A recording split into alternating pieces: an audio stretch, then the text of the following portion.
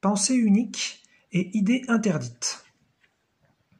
Comme j'ai passé beaucoup de temps de ma vie à penser, j'ai toujours aimé les pensées un peu interdites, les idées interdites, parce que c'est peut-être les plus faciles d'un certain point de vue à aborder, parce que personne ne veut les aborder. Qu'en général, il y a une bonne façon de penser, il y a dans nos sociétés une bonne façon d'être, et puis il y a plein de pensées interdites, et qui sont interdites aussi pour bien sûr des bonnes raisons, hein. Mais en général, il y a beaucoup d'émotions dans les idées interdites, et il n'y a pas beaucoup de raisons. Il y en a un peu, mais il n'y en a pas beaucoup. Et ce qui fait que moi, j'ai toujours aimé aller un petit peu fouiller, aller un petit peu voir, est-ce qu'il y a moyen de nuancer, est-ce qu'il y a moyen de penser autrement, est-ce qu'il existerait d'autres modèles qui pourraient aussi respecter finalement la morale de la société. Et donc voilà, c'est un petit peu des sujets juteux d'un point de vue intellectuel, parce que pas grand monde n'y est allé, et donc ça en a un petit peu un explorateur de la pensée là-dessus. Et donc ça va être peut-être la vidéo la plus chaude que j'ai faite jusqu'ici. C'est un sujet auquel je pense depuis des années, et j'arrivais pas à trouver un angle, une approche correcte qui me convienne à moi et qui pourrait convenir à celui qui écoute, parce que voilà, il s'agit de prendre mon petit kayak et d'aller sur la rivière et d'éviter la pensée unique et d'éviter l'immoralité. C'est un petit peu ça. Et donc pour ça, j'ai choisi un des sujets les plus chauds, peut-être le plus chaud de la société, je sais pas, en tout cas un des plus chauds, ça c'est sûr. J'ai choisi la pédophilie. Attention, ça va être costaud. Et donc voilà, sur la pédophilie, on a clairement une énorme pensée unique, encore une fois basée sur des bonnes raisons, et en même temps, on a une immoralité en opposé qui est gigantesque. Et donc il y a finalement plus il y a d'émotions sur un sujet, et moins on va avoir de raisons. Encore une fois, il ne s'agit pas de remettre en question l'émotion, si l'émotion elle est là, elle est légitime. Mais voilà, si finalement la raison n'est pas si étoffée que ça sur le sujet, c'est qu'a priori il y a toujours moyen sur un sujet donc très émotionnel de nuancer un petit peu. Et donc je voulais prendre ce sujet un petit peu très chaud, faire juste en fait un exercice intellectuel pour aussi peut-être faire peut-être une petite démonstration de comment est-ce qu'on peut apprendre à penser, comment est-ce qu'on peut apprendre à nuancer, comment ne pas avoir nécessairement peur de la pensée unique, de la bien-pensance, et en même temps être dans le respect d'une certaine morale, le respect de nous-mêmes, et puis le respect de l'autre, en l'occurrence. Donc ça va être très costaud, et je vais vraiment essayer d'éviter ce qu'il faut éviter, mais de façon sincère bien sûr, et puis vraiment essayer d'apporter une nouvelle approche concernant ce sujet qu'est la pédophilie, et qui a tout le temps la même façon de penser depuis très longtemps dans notre société. Alors déjà, ce que j'ai remarqué, c'est que donc on a bien sûr dans nos sociétés, on a décidé donc d'interdire l'acte sexuel qu'est la pédophilie, pour des raisons toutes bêtes, c'est juste que ça fait du mal à d'autres qui sont là, les enfants. Donc comme on veut pas une société où la violence ou le plaisir égoïste passerait avant la destruction de l'autre, forcément on interdit ça. Jusque là ça semble assez pertinent. Mais ce qui m'étonne aussi, c'est depuis un moment, ce qui m'étonne tout court, c'est qu'il y a une énorme immoralité concernant cet acte. C'est-à-dire qu'aujourd'hui, j'ai l'impression que si on est meurtrier, bien sûr que c'est immoral et que il va y avoir une punition sévère par la loi, mais j'ai l'impression que si on commet un acte de pédophilie, on va être donc puni par la loi aussi, mais la moralité est encore plus violente là-dessus. C'est quelque chose on devient une sorte de monstre, mais un truc terrible, immonde, dégueulasse, et ce pour l'éternité. Et j'ai toujours trouvé que c'était un petit peu étonnant. que finalement, même si bien sûr on a commis un acte qui a potentiellement détruit la vie de quelqu'un d'autre, hein, donc c'est très très grave. Mais j'ai toujours eu le sentiment que finalement quelque part, à la limite, être pédophile c'est pire qu'être meurtrier, quoi. Alors quand même, meurtrier, on a carrément enlevé la vie de quelqu'un, donc bon. Il y a beaucoup d'émotions sur ce sujet et c'est pour ça que je voulais vraiment vraiment essayer de naviguer autour de ça. Alors déjà, dans un premier temps, je vais montrer patte blanche, parce que quand on aborde ce genre de sujet, tout de suite, il y a des gens qui se mettent à penser plein de trucs. Donc je vais dire 2 infos me concernant par rapport à la pédophilie. D'une part, je n'ai jamais, il se trouve que j'ai jamais ressenti d'attirance sexuelle pour un enfant. Voilà. Là quand je fais cette vidéo, j'ai 32 ans, j'ai jamais ressenti ça. D'autre part, et point très très important, je n'ai aujourd'hui pas de preuves significatives d'avoir été violé ou malmené sexuellement étant petit, mais j'ai tous les symptômes de quelqu'un qui aurait vécu ça. J'ai des problèmes émotionnels qui correspondent exactement aux conséquences de quand on a vécu ça. J'ai une vie qui a été détruite sur énormément de points, ce qui correspond aussi donc à ça lorsqu'on l'a vécu. J'ai aussi pas mal de sources thérapeutiques différentes, des gens indépendants les uns des autres, qui m'ont dit a priori c'est votre cas, et à chaque fois j'étais vachement étonné parce qu'ils voyaient quelque chose en moi que moi je voyais pas dans mon comportement, dans ma façon d'être. Et puis donc j'ai beaucoup cherché, j'ai beaucoup fouillé, mais si je suis honnête, même si maintenant je sais que c'est 95% sûr que c'est le cas, j'ai pas trouvé une preuve, j'ai pas trouvé encore un souvenir exact, je pense que ça a été chez moi refoulé. Et donc, je ne sais pas qui m'aurait fait quoi, à quel âge, pendant combien de temps. Ça se trouve, il y a plusieurs personnes. J'ai des pistes de personnes, j'ai des possibilités, mais j'ai pas trouvé finalement j'ai pas vraiment d'infos précises. Mais a priori, vraiment, ça a été mon cas. Voilà. Donc, c'est pas anodin de faire une vidéo non plus là-dessus, pour moi. Je regarde mes notes en même temps parce que voilà, je veux pas faire d'erreur.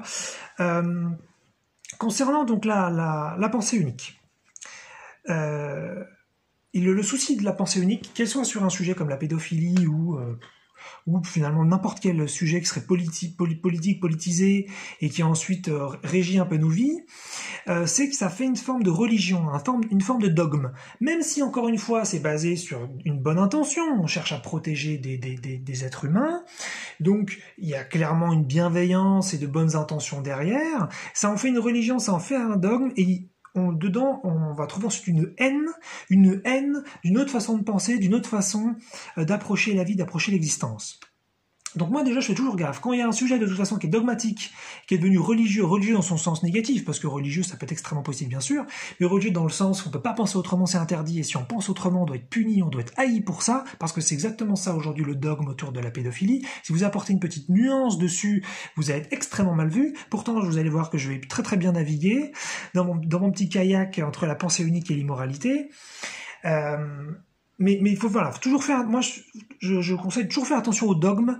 Il y a toujours du bon dans la pensée unique, mais par définition, en général, c'est que c'est trop émotionnel.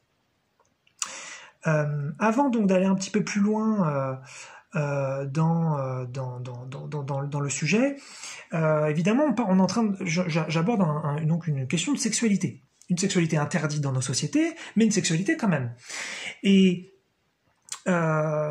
donc on en revient sur ce que j'avais dit dans la vidéo sur la schizophrénie sociale. De toute façon, dans nos sociétés, on a un biais gigantesque sur la sexualité, parce que on a dissocié de toute façon l'enfant de la sexualité. On a considéré que la sexualité c'était un truc qui était sale, qui était pas bien, et il faut se cacher. Faire l'amour c'est tabou, c'est intime. Il faut pas trop en parler. Il faut faire ça vraiment derrière des portes fermées. Et puis voilà. Mais en revanche, l'enfant qui vient de la sexualité, lui, il y a quelque chose de sacré, quelque chose de magnifique. Donc de toute façon, on a un souci. J'avais développé beaucoup plus dans la vidéo sur la schizophrénie sociale si vous êtes intéressé, parce que là je vais pas pas tout refaire le truc, mais on a un biais déjà de base, puisqu'on sacralise un enfant, et de l'autre côté, on rend la sexualité sale, et quand même malvenue, ou alors un petit peu trop familière, un peu trop vulgaire, et ne serait-ce que les mots comme pénis et vagin nous offusquent un petit peu, et donc soit faut qu'on les familiarise, faut qu'on les infantilise avec zizi, foufoune par exemple, ou alors faut qu'on les vulgarise, faut qu'on les rende vraiment malsains avec bite et chatte. C'est-à-dire que bite et chatte, c'est quand même des mots qu'on emploie beaucoup plus que pénis et vagin. Donc déjà, quand on se met à normaliser le côté vulgaire de quelque chose, c'est qu'on a vraiment un souci, hein, ou de normaliser le côté infantile, que le mot courant qui serait pénis et vagin, qui est ni vulgaire ni infantile, c'est que c'est bizarre. Moi, je pense que ça a tout à fait une place d'avoir des mots très familiers ou des mots très vulgaires, mais si ça devient la norme, c'est que déjà on a un rapport qui est bizarre. Donc voilà, donc déjà ce biais entre eux, hein, dont j'avais déjà parlé, entre l'enfant, c'est l'une des plus belles choses sur Terre, c'est l'une des choses les plus sacrées, mais la sexualité, c'est une des choses les plus sales. Or, on peut pas dissocier les deux. Hein. L'enfant vient de la sexualité, il vient du plaisir sexuel, il vient de deux êtres qui se sont rencontrés, qui se sont mis dans une position, en tout cas avec pénétration vaginale, et voilà, on peut pas dissocier ça. Donc de rendre tabou, de rendre sale quelque chose, d'où vient l'enfant, ça crée un biais, ça crée un conflit intérieur chez nous tous. Voilà, faut toujours prendre un petit peu ça en compte. Parce qu'ensuite, quand on va parler justement de pédophilie, au-delà du fait que bien sûr ça puisse détruire la vie d'un enfant et donc l'interdire est complètement légitime comme approche, il faut prendre en compte le fait qu'on ne veut pas autoriser la sexualité chez l'enfant. Là, je veux dire l'enfant avec lui-même, pas l'enfant avec un adulte, l'enfant donc avec éventuellement un autre enfant, ou l'enfant avec lui-même tout seul. C'est hyper tabou chez nous parce que voilà, on voit la sexualité comme chose d'interdit, de pas bien. Donc bon, il faut peut-être s'ouvrir aussi un petit peu à ça, et que l'enfant a des pulsions sexuelles, l'enfant a des envies qui seraient donc des envies d'enfant, donc des envies bien sûr beaucoup moins développées, beaucoup moins conscientisées que chez un adulte, mais par définition, il y a une sexualité chez l'enfant. Même si moi, par exemple, effectivement, j'ai pas de souvenir d'avoir eu de sexualité avant l'âge pubère, mais j'imagine que quand j'étais petit, je devais faire des choses un petit peu sexuelles avec mon corps, et ce sans trop m'en rendre compte. Hein, voilà. Donc c'est vrai qu'on a déjà un biais dans nos sociétés sur la sexualité et l'enfant. D'autre part, je voudrais parler aussi de la présence finalement de cette pulsion dans notre espèce. Il faut savoir aujourd'hui que apparemment il y a un enfant, un adulte en fait sur 10, un être humain sur 10 qui aurait vécu des actes pédocriminels, qui aurait subi des actes pédocriminels étant enfant. Donc déjà, si on prend cette information, après, faut pas hésiter à la vérifier. Moi, j'ai cherché cette info sur certaines sources, mais n'hésitez pas à vérifier et à contredire peut-être cette info. En tous les cas, on est sur un pourcentage qui semble être quand même important. Ça veut dire que 10% d'entre nous, moi a priori, donc je suis dedans, 10% d'entre nous ont été malmenés sexuellement, soit viol, soit attouchement, soit autre chose d'un ordre non bienveillant concernant la sexualité de l'enfant. Donc on a été touché quand on était petit. C'est quand même assez gigantesque déjà, moi je trouve comme pourcentage. C'est pas une personne sur 1000, une personne sur 1 million, on serait sur une personne sur 10. Waouh!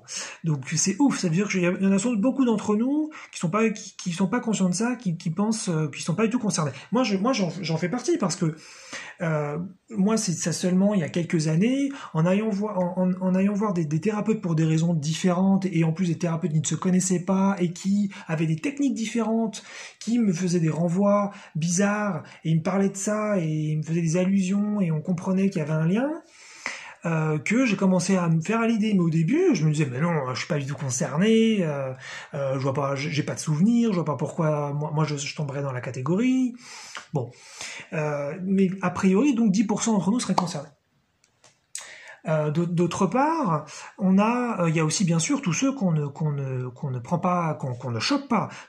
On peut imaginer qu'il y a énormément de pédocriminalité, plein donc de gens qui commettent des actes destructeurs envers les enfants et qui ne sont pas pris, qui ne sont pas soit dénoncés, puis qui échappent à la justice. Et là, combien il y en a, on ne sait pas. Mais si déjà on considère qu'il y a 10% peut-être de gens, c'est à peu près, si on ajoute à ça ceux qu'on ne connaît pas, ça commence à faire un grand nombre. Et maintenant, je vais parler d'une troisième catégorie finalement de personnes qui seraient peut-être concernées et que j'ai seulement découvert il y a quelques temps. Mais avant, je vais parler de la question que je me suis posée à moi-même il y a des années. Comme on est dans une société où la pédophilie est ultra immorale et ultra interdite, il n'est pas question d'être pédophile soi-même. Ce serait insupportable, ce serait extrêmement conflictuel. Ça veut dire que si on découvrait qu'on l'était, ce serait terrible. D'une part, il faudrait surtout pas le dire, on se sentirait hyper mal et tout, dans la mesure où on est bienveillant, j'entends. Et moi, c'est pour ça que je m'étais posé, comme j'aimais bien les idées interdites, et j'aimais bien fouiller un petit peu sur qu'est-ce qu'on a le droit de faire, pas le droit de faire dans cette société, et aller un petit peu, pas aller contre la loi, mais essayer de voir jusqu'où la loi elle est vraiment intelligente et jusqu'où vraiment elle est bien faite. À un moment donné, je me suis demandé, moi, est-ce que je suis attiré sexuellement par les enfants? Et pour vous montrer à quel point on a un dogme et une immoralité dans cette société, c'est que j'ai pas pu répondre à cette question pendant des années. Ce que je veux dire par là, c'est que la question me terrorisait. Ça me terrorisait de répondre oui, parce qu'en fait, je ne savais pas. Donc je voulais tellement répondre non, que finalement, je ne pouvais pas avoir un non honnête. Je pouvais pas savoir si c'était un vrai non, ou un non qui camouflerait un oui. Et puis il m'a fallu des années pour me rendre compte qu'en fait non, je n'ai pas d'attirance sexuelle envers les enfants. Mais c'était terrible d'imaginer la possibilité de oui. Je pense qu'on est beaucoup dans ce cas-là, on se dit que ça nous concerne pas, on n'a pas d'attirance, c'est sûr et certain, et on se pose pas la question parce que la réponse potentielle du oui nous terrifierait. Donc déjà, il y a quand même un souci, c'est qu'on a trop peur de ça. Et même si ça a du sens d'interdire ça pour éviter de faire du mal, bien évidemment, il faut pouvoir un petit peu voir en face que cette pulsion, elle fait partie de l'espèce humaine. Et je vais aller un peu plus loin. Donc j'ai parlé de ceux qui sont des pédocriminels recensés, ceux qui sont pas recensés, où là on a donc des réseaux dont on entend parler parfois dans les informations, et il y en a juste un qui se fait attraper alors qu'a priori il y a des dizaines ou des centaines dans le réseau. Donc ça c'est quand même intéressant pour voir que c'est très présent. Et puis ensuite on peut aller plus loin, mais là on tombe plus dans des complots. Donc c'est pas certain, mais a priori il y a des groupes satanistes dans l'élite qui font des viols d'enfants, qui font des cérémonies, qui vont même faire jusqu'à des sacrifices. Donc ça va très loin tout ça. On est sur les complots là, donc là ça j'affirme pas. Mais ce que je veux dire c'est que ça, si vous vous intéressez un peu à ça, c'est connu, ça revient, c'est même très vieux, ça date pas d'aujourd'hui. Donc il y a quand même un lien à la pédophilie de toute façon dans notre histoire humaine qui est quand même vieille et qui est très répandue. Et donc maintenant j'en arrive à la troisième catégorie que j'ai découvert seulement il y a quelques années. Et là, je voudrais parler d'un film que j'ai vu qui s'appelle Nymphomaniac. C'est un film américain avec Charlotte Gainsbourg et qui est sur l'addiction sexuelle. Je vous conseillerais pas tellement le film parce que il est très lourd à regarder. En plus, c'est en 2 volumes. C'est peut-être 2 heures les deux, donc vous avez 4 heures de film. Et c'est une femme qui a une addiction sexuelle très développée. Mais en fait, donc ça va parler de plein de types de sexualité dedans. Il va y avoir plein de choses. Et il y avait une scène qui met sur une pseudo-pédophilie qui m'avait vachement marqué. Et je vais la décrire, donc ça va être un petit spoil pour ceux qui voudraient voir le film, mais bon, tant pis. Hein. En fait, à un moment donné, il y a une sorte de cambriolage où, voilà, on se retrouve dans une maison et le cambriolé se retrouve attaché à une chaise. C'est-à-dire que les cambrioleurs, ils s'emmerdent pas. D'ailleurs, je sais même plus si c'est un cambriolage ou c'est juste une attaque envers la personne de la maison, mais peu importe, c'est pas le sujet. Le sujet, c'est que t'as des gens qui commettent une infraction, ils rentrent dans la maison alors que c'est pas chez eux, ils attachent la personne sur une chaise, et puis voilà, puis ils font leur affaire. Et à un moment donné, Charlotte Gainsbourg, donc, est très branchée sexe, je sais plus pourquoi elle fait ça, mais elle voudrait découvrir, en fin de compte, l'orientation sexuelle de la personne qui est attachée sur la chaise. Et ce qu'elle fait, c'est qu'elle le déshabille, elle lui déshabille la partie basse, donc on voit son pénis. Enfin, on voit le téléspectateur le voit un peu, je crois, mais bon, peu importe. Et en fait, ce qu'elle lui fait, c'est qu'elle lui explique, je vais vous raconter des histoires, des scénarios sexuels, et on va voir ce qui vous excite. Et donc elle commence, elle raconte des scénarios classiques, elle va d'abord sur l'hétérosexualité, il se passe rien. De toute façon, moi je pense que quand on t'a attaché à une chaise, je pense que t'as pas tellement envie de t'exciter sur quoi que ce soit, mais bon, c'est un film. Et puis ensuite elle passe sur d'autres orientations, et puis au bout d'un moment, on est étonné même en tant que spectateur, elle prend le scénario de la pédophilie. Elle explique un scénario où dans tel contexte, un adulte rencontrera un enfant et tout et tout. Et la personne attachée a une érection. Et donc on est tous un petit peu étonnés, on s'attendait pas du tout à ça. Et en fait c'est super intéressant. Cette scène, c'est une scène qui m'a ouvert aussi je dirais la porte à la nuance sur la pédophilie. C'est que le mec qui a une érection, il se met à pleurer en même temps. Et là en fait on comprend. Et c'est ce que comprend aussi Charlotte Gainsbourg, le personnage dans le film, c'est que il s'est battu contre sa pulsion toute sa vie. Et il ne l'a jamais assouvi. Et voilà, je vais pas dire ce qui se passe après dans la suite du film, c'est pas très très pertinent. Mais là, j'ai réalisé, pour la première fois, en fait, on était tellement dans un dogme, on était tellement dans une religion d'immoralité concernant la pédophilie, qu'il y avait une catégorie de gens qu'on avait oubliés. Des gens extrêmement bienveillants, qui n'ont jamais fait de mal à un enfant et qui n'en feront jamais. Et ça, aucune idée de savoir combien ils sont. Moi, je suppose qu'ils sont pas mal. Mais comme c'est tellement interdit d'avoir ces ressentis-là, qu'ils n'ont pas choisi, eh bien, ils doivent le garder pour eux. Et donc, ils doivent souffrir toute leur vie avec ça, alors que c'est des gens qui pourraient bien sûr être très très très bienveillants et donc ne jamais vouloir faire de mal à qui que ce soit. Et là, je me suis dit, putain, mais ça va un petit peu loin, cette histoire. Parce qu'il est clair que dans la pédophilie, on retrouve des psychopathes, on retrouve des gens qui sont très très très méchants, aucune empathie, détruire la vie d'un enfant, aucun problème, on y va, on fonce. Donc c'est clair que ces gens-là, ils n'ont pas la place dans la société qu'on a construite, hein, c'est évident. Mais il y a clairement aussi des gens dont on parle pas, et aucune idée là de savoir le pourcentage que ça représente de la population, mais des gens donc très très très très très très très bienveillants, qui se conduisent avec énormément de respect et de bienveillance envers un enfant, c'est-à-dire comme tout le monde, mais qui pour autant ont une attirance sexuelle pour ça, pour cet acte, et qui ne l'ont jamais fait et qui ne le feront jamais. Et là, je me suis dit, la vache, mais pourquoi on parle jamais de ça? Pourquoi est-ce qu'on nuance pas un petit peu la pédophilie? Pourquoi on parle pas de cette pulsion en tant que pulsion non actée? Et là, voilà, c'est ça aussi finalement peut-être la base de cette vidéo. Je voulais parler un petit peu de ces gens-là, dont moi je ne fais donc pas partie, mais voilà, ce sont des oubliés c'est des gens qui ont vraiment une double peine, c'est-à-dire d'une part, ils vont devoir se combattre eux-mêmes toute leur vie parce qu'ils jugent cette pulsion terrible chez eux, mais en plus, s'ils en parlaient, ils seraient perçus comme des monstres, alors que c'est pas de leur faute. Hein, je tiens à dire quand même qu'on ne choisit pas consciemment les pulsions sexuelles qu'on a sur Terre, on n'est pas à un stade encore suffisamment évolué pour pouvoir choisir consciemment nos destinées et ce qui se passe dans nos corps, nos émotions, nos pulsions.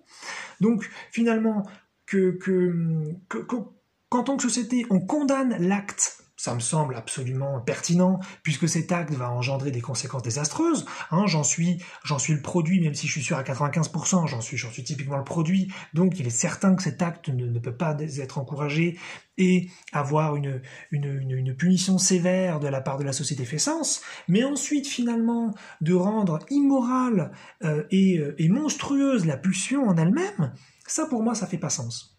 Et c'est ça que je voulais partager. Je serais vraiment pour que finalement, donc on continue, comme je l'ai dit plusieurs fois déjà depuis le début, qu'on continue d'interdire finalement l'acte, mais qu'on se mette à déjuger, à désimmoraliser la pulsion, hein, puisque la pulsion n'est pas choisie. Et je pense donc qu'il y a beaucoup de gens qui ont cette pulsion et qui n'ont jamais acté et qui n'acteront jamais dessus. Donc ça nous amène sur d'autres petites choses. Donc déjà, voilà, moi je pense que il y a cette pulsion sexuelle dans la nature humaine, et de façon très très très très importante. Si on parle de 10% d'actes recensés, ensuite il y a les actes non recensés et les réseaux pédocriminels de dingo, et puis il y a donc ces gens extrêmement bienveillants, je dis extrêmement, ils pourraient être juste bienveillants normalement, hein, pas besoin d'en faire des anges non plus, mais des gens normaux, des gens bienveillants comme tout le monde, qui ont cette pulsion qu'ils n'ont pas choisie, et qui vont devoir la combattre toute leur vie, même si c'est relativement facile de la combattre. c'est-à-dire c'est pas comme si c'était une pulsion insupportable, mais ça génère une souffrance et ils vont jamais pouvoir assouvir leur énergie sexuelle comme la plupart des gens qui ont donc des pulsions sexuelles qui seraient acceptables pour la société. Voilà, donc ce serait intéressant déjà de nuancer sur le sujet.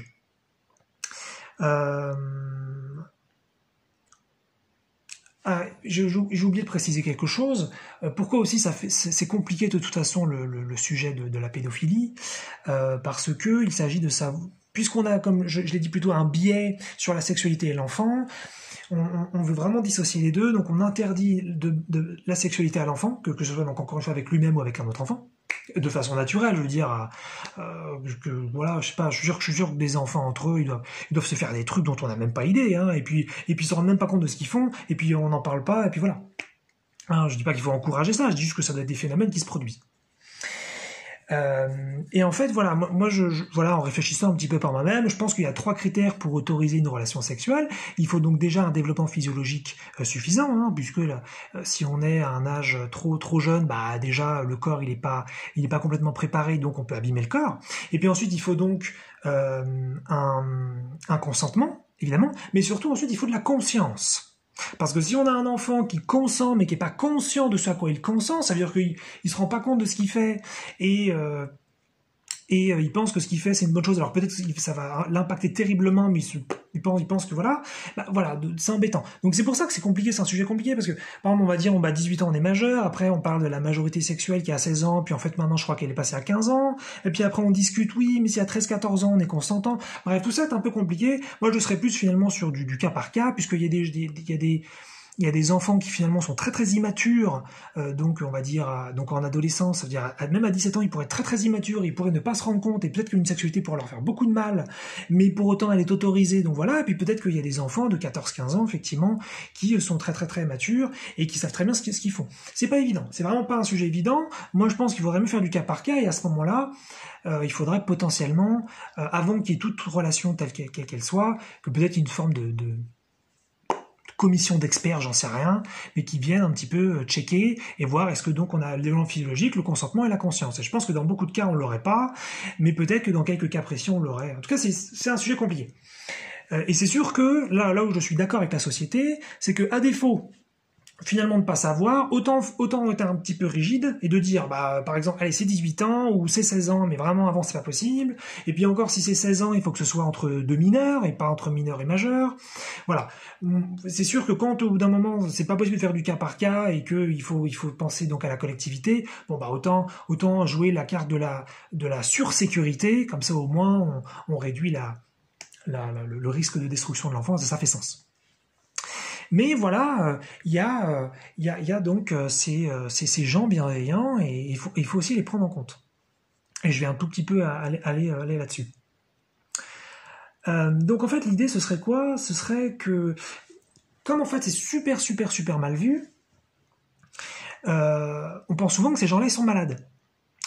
C'est une pensée légitime, hein, voilà. Le souci, c'est que comme on a une pulsion sexuelle qui est très très a priori très répandue dans notre espèce, au bout d'un moment de dire qu'il y aurait, mettons, 10% de la population, voilà, c'est une idée, hein, ça pourrait être, peut-être même si c'était 5%, ce serait déjà énorme, de dire qu'il y aurait 10% de la population qui serait malade, qui serait psychopathe, qui serait déviant, qui serait taré, à un moment donné, ça tient plus, parce qu'il y en a trop. Ça tient plus d'un point de vue statistique. Donc oui, est-ce qu'on dans notre société, on a des gens qui sont déviants, qui sont des psychopathes et qui veulent faire du mal, ou alors qui tout simplement, même s'ils veulent pas faire du mal, ils ne se rendent pas compte quand ils en font?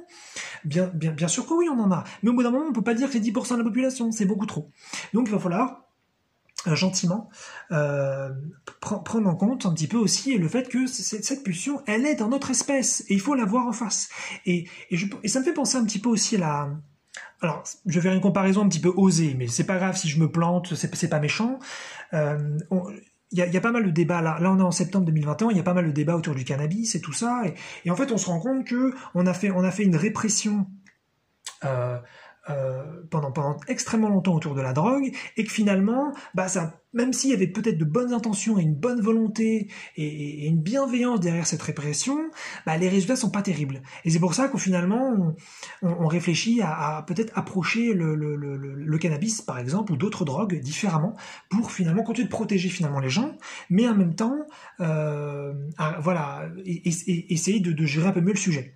Parce que la répression finalement provoque énormément de réseaux cachés, et donc ensuite ça casse, ça fout le bordel partout. Alors je suis pas en train de dire qu'il faudrait faire la même chose avec la pédophilie, hein, justement, c'est pour ça que la comparaison est pas terrible de ce point de vue. Je suis pas en train de dire qu'il faudrait dépénaliser la pédophilie, pas du tout, ça n'a pas de sens. Mais en revanche, de rendre monstrueux ces 10% de la population, de dire qu'ils sont tous fous, et qu'ils sont tous malades, et qu'il faut tous les mettre en prison, ça tient plus. Je pense que condamner l'acte a un sens évident, mais rendre immoral et vouloir condamner la pulsion sexuelle, c'est un non-sens, puisque c'est quelque chose qui n'est pas choisi, et en plus c'est quelque chose qui est a priori très répandu. Alors, donc voilà, donc qu'est-ce qu'on pourrait faire vis-à-vis de cette pulsion sexuelle ? Eh bien justement, dans la mesure où cette pulsion sexuelle ne serait pas immorale, on aurait le droit d'en parler. Voilà, déjà pouvoir autoriser les gens à en parler, arrêter de les prendre pour des monstres. Ils n'ont pas choisi cette pulsion, ils sont nés avec, ou alors c'est venu avec le temps.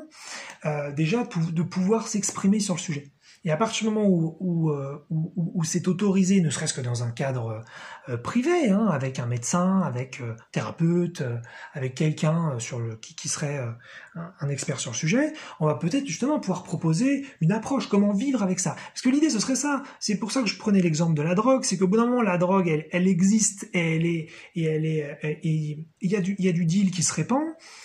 Et c'est un peu la même chose, cette pulsion sexuelle, elle existe, regardons-la en face, comment finalement vivre avec en société et finalement nous protéger le plus possible. Parce que le fait d'interdire, et même d'en parler, même d'avoir cette pulsion, ça fait qu'ensuite il y a des gens donc bienveillants qui eux vont rien faire et qui vont se torturer toute leur vie eux-mêmes parce qu'ils peuvent pas faire autrement et qui s'en veulent en plus à eux alors que c'est même pas leur faute. Et puis après il y a des gens qui pètent les plombs et qui vont contre la loi et qui là sont prêts à détruire la vie d'enfants.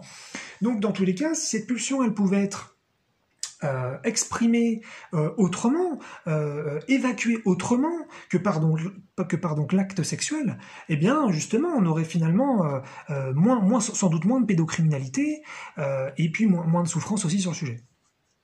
Et donc je voudrais parler un petit peu aussi de quelque chose qu'on voyait au XXe siècle sur l'homosexualité. Donc là je vais comparer non pas la pédophilie avec l'homosexualité, mais juste pulsion sexuelle à pulsion sexuelle. Au XXe siècle, il y en avait beaucoup qui considéraient que l'homosexualité est une maladie. Voilà. Pensée légitime, hein, pourquoi pas, hein, on peut tout à fait penser ce qu'on veut, mais finalement c'était assez horrible parce que comme on considérait que c'était malade, on considérait qu'il fallait les traiter. Or ces gens-là, ils avaient juste une pulsion qu'ils n'avaient pas choisie. Et on leur faisait, pour ceux qui savent pas, on leur faisait à certains des thérapies de conversion. Il devait y avoir plein de types de thérapies de conversion possibles, mais je voulais juste donner un exemple pour vraiment montrer à quel point c'était cruel. C'est qu'il y avait une des thérapies de conversion, on les faisait regarder des films pornographiques sur l'homosexualité, et on leur injectait par intraveineuse un produit qui leur donnait la nausée. Comme ça leur permettait d'associer l'homosexualité avec la nausée.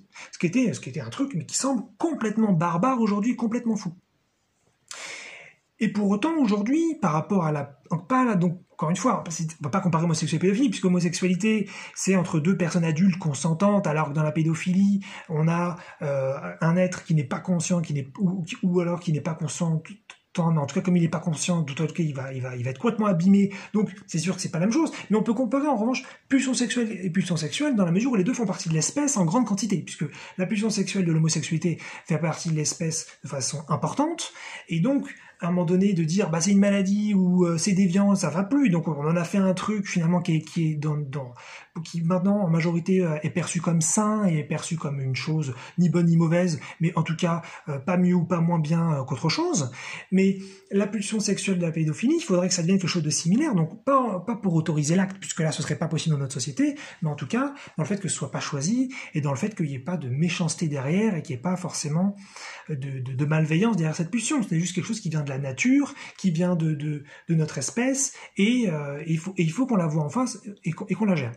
Donc c'est pour ça qu'après on parle parfois de castration chimique. C'était aussi une des choses qu'on proposait aux homosexuels donc au XXe siècle, qui était absolument, je trouve personnellement horrible. Et c'est ça aussi qu'on va proposer aux pédophiles. Je trouve ça absolument immonde, puisqu'on va vraiment on considère qu'une pulsion qui fait partie de l'espèce est une maladie. Je trouve ça fou. Donc, moi, ce que je pourrais proposer, mais qui est hyper simple, hein, je suis pas allé chercher très loin. Ou alors, j'ai eu d'autres idées, mais elles sont pas nickelisées et je pense qu'elles seraient pas adaptées. Mais une qui serait tout à fait entendable, ce serait donc encore une fois, d'interdire l'acte, mais de déjuger la pulsion et de permettre l'expression verbale déjà de ça à des professionnels. Et dans la mesure où la personne elle se sentirait en sécurité, elle se sentirait pas jugée d'avoir cette pulsion, même si elle n'a pas du tout l'objectif donc d'acter dessus, eh bien de lui proposer d'exprimer finalement son énergie sexuelle, mais autrement que par l'acte. Et là, je pense qu'il y a plein de recherches là-dessus, où il y a des choses qu'on appelle par exemple la sublimation, où on utilise l'énergie sexuelle pour faire de la créativité. Peut-être qu'il existe plein de façons donc que moi je connais pas spécialement où on peut exprimer son énergie sexuelle dans l'art, dans peut-être une activité quelconque, mais parce que c'est fait de façon peut-être un peu conscientisée. Et voilà, et je suis sûr qu'il y a moyen d'exprimer finalement cette pulsion sexuelle qui serait là depuis très longtemps chez certaines personnes, à travers donc une activité quelconque qui permettrait donc d'évacuer ça. Et ce serait génial, parce que d'une part, pour les gens bienveillants, ils arrêteraient de souffrir et ils arrêteraient d'être pris pour des monstres, et puis pour ceux qui seront peut-être un petit peu psychopathes sur les bords, si on leur proposait ça avant qu'ils se rendent compte finalement qu'ils ont ça en eux et qu'eux ils en ont rien à foutre d'acter, peut-être qu'on éviterait justement plein de vies détruites chez les enfants, et dont moi je fais partie. Voilà, donc je pense que je suis arrivé un petit peu au bout de la vidéo, même si c'est une grande vidéo. Je pense que j'ai pas mal navigué entre pensée unique et immoralité. Je pense que j'ai dit quelque chose d'assez correct, d'assez entendable pour tous. Mais voilà, une nuance que je n'ai jamais entendue et qui m'avait toujours choqué. Je trouvais terrible finalement. Je trouvais ça normal qu'on puisse dire que détruire la vie d'un enfant c'est inacceptable. Ça me semblait évident, mais je trouvais ça horrible parce que je voyais bien qu'il y avait quelque chose de pas juste. Les gens ils ressentent ça, ils y ont vraiment pas choisi. Et je vois pas comment est-ce qu'on peut interdire à la personne d'être ce qu'elle est à l'intérieur sur ce qu'elle ne choisit pas. Je trouvais ça vraiment horrible. Je trouvais ça vraiment très cruel. Et donc voilà, j'ai donné quand même, je pense, suffisamment de nuances et une approche suffisamment étoffé, étayé pour rendre mon propos acceptable. Je vais finir sur une note spirituelle, puisque c'est quand même un petit peu le regard un peu principal que j'ai. Il y a un documentaire qui s'appelle le Code de Moïse. J'avais déjà parlé du documentaire Le Secret qui est sur la loi de l'attraction, et en fait le Code de Moïse c'est une sorte de secret 2.0, c'est un cran plus loin que la loi de l'attraction. Donc c'est encore pour moi quelque chose un peu pour débutants, mais c'est très intéressant quand on démarre en spiritualité. Et en fait, tout simplement dans ce documentaire, ils vont parler d'unité.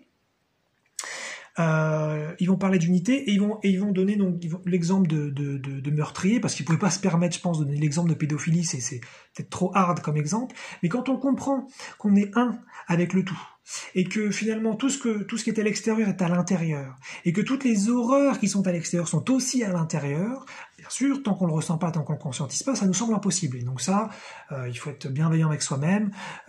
Si on a besoin de faire des projections et de haïr à l'extérieur plutôt que de se rendre compte qu'en fait on a de la haine de soi, il n'y a pas de souci. Mais ça veut aussi dire, donc si on commence à être un petit peu d'accord avec cette idée, ou si on s'ouvre un petit peu à cette idée, ça veut dire que les meurtriers, les psychopathes, les pédophiles malveillants, tous les monstres, les gens vraiment pas sympas qui sont prêts vraiment à détruire les autres et à faire vraiment du mal, tous ces gens-là sont des parties de nous aussi. Et bien sûr, les gens merveilleux, les gens très gentils, les gens très amour, les gens hyper bienveillants, les créatifs, les visionnaires positifs, ces gens-là font aussi partie de nous. Et c'est ça aussi qu'il faut apprendre à voir dans notre société, mais on en est très loin, c'est qu'on veut toujours faire une séparation, les méchants en prison, les gentils libres dans la société. Et même si ça fait sens pour plein de raisons, il faut être pragmatique et il faut se protéger les uns les autres, c'est évident. Mais il faut, avec beaucoup de temps de conscience et beaucoup d'humilité, il faut apprendre à voir ces parties de nous qui sont à l'extérieur. Voilà, même si ça peut prendre du temps et que déjà il faut se faire un peu à l'idée. Mais tant que ça fait peur, et que voilà, on n'en veut pas de souci, on peut continuer de mettre ça à l'extérieur. Mais si on veut vraiment à un moment donné grandir en tant que civilisation et monter en éveil, à un moment donné mettre tout le monde en prison, ça peut faire sens à pas mal de points de vue, mais c'est faire une séparation et c'est surtout ne pas vouloir reconnaître que c'est à l'intérieur de nous. Alors je suis pas en train de dire qu'il faudrait supprimer les prisons, déjà aujourd'hui avec notre éveil et notre façon de voir la vie, les prisons font carrément sens, mais ce serait juste peut-être de vivre un peu autrement, de voir les choses un petit peu autrement, si un jour, avant que la société se détruise par le climat ou par une maladie, eh bien on a suffisamment de conscience pour voir qu'on est un et que toutes les horreurs sont en nous et que finalement ce qu'on veut c'est in fine c'est quand même l'amour, c'est quand même la bienveillance, même si parfois on n'y arrive pas, qu'on fait des conneries. Voilà. Donc une vidéo un petit très très longue, une vidéo un peu globale qui nuance. Voilà. Si je résume, c'est ça. C'est clair que la pédophilie n'est pas possible dans nos sociétés. C'est juste pas envisageable. Et je suis un produit de ça et ça a détruit ma vie. Donc je pense que c'est clair. Voilà. Je pense que je suis bien placé pour le dire. Et en même temps, je pense qu'il existe effectivement une pulsion qui est très présente dans notre espèce. Et nier ça et faire l'autruche, à un moment donné, ça c'est pas possible. Je pense qu'on ferait beaucoup plus de bien justement aux enfants. En reconnaissant cette pulsion, ça permettrait en prenant en charge ces gens qui ont ces pulsions, ça permettrait, je pense, d'avoir beaucoup moins d'actes sur les enfants. Donc ça pourrait être une approche intéressante. Voilà, et puis il y a des gens bien dans tous les cas qui se combattent eux-mêmes toute leur vie. Voilà, peut-être penser à ça aussi. Et puis on est un, donc oserons nous voir. Qu'est-ce que nous détestons à l'extérieur est à l'intérieur. Voilà. Grande vidéo, très chaude, auquel j'ai pensé depuis très longtemps.